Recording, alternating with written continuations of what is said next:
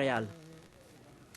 L'homosexualité n'est plus un crime depuis 40 ans, mais l'homophobie, vous le savez, existe toujours.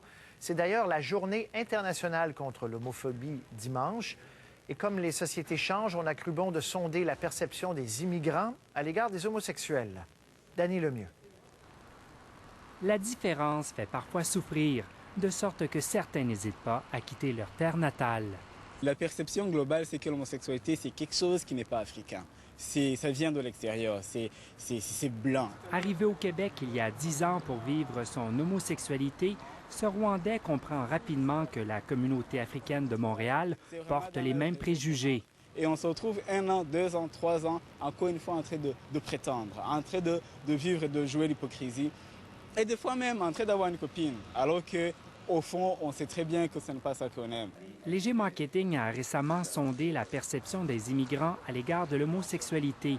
La moitié des immigrants de première génération est d'avis que l'homosexualité est normale, contre 71 % pour leurs enfants. Et on constate évidemment que les gens qui viennent de l'Europe de l'Ouest, où ils viennent finalement de pays où l'homosexualité est plus reconnue, acceptée, sont beaucoup plus ouverts que ceux qui viennent par exemple de l'Afrique ou de l'Asie. Chaque année, 50 000 nouveaux arrivants choisissent le Québec, un choix qui nécessite de l'ouverture de part et d'autre. Dans le fond, là, on a plus de choses en commun que de différences.